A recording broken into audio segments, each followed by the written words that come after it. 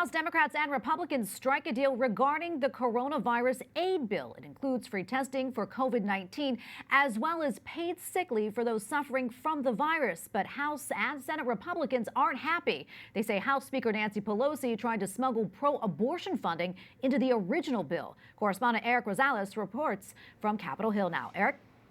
Well, Tracy, Republican lawmakers I spoke with say that the actions of House Speaker Nancy Pelosi are, quote, repulsive. They say that Speaker Pelosi tried to lobby for several provisions, including up to $1 billion to reimburse abortion labs using federal funds.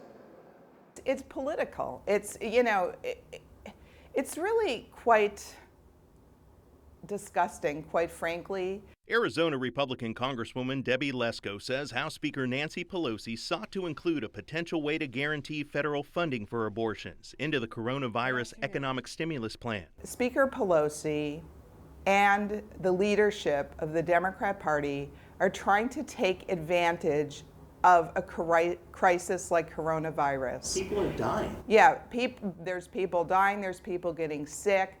And we need to be serious about this. This is above politics. Representative Lesko confirms one was a mandate for up to $1 billion to reimburse laboratory claims, which she adds would set a dangerous precedent of health spending without protections outlined in the Hyde Amendment. The Hyde Amendment blocks clinics that perform abortions from receiving federal funding.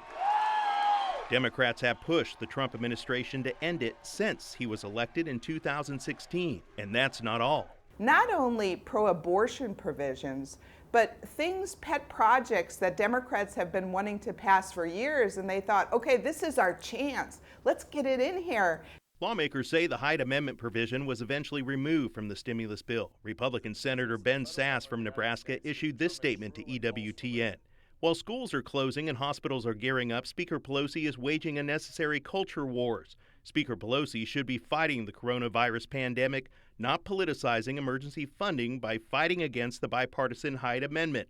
Sasse went on to state we need to be ramping up our diagnostic testing, not waging culture wars at the behest of Planned Parenthood. Good grief. It's important to note that EWTN tried to get a comment from the House Speaker's office. Our phone calls and emails were not returned.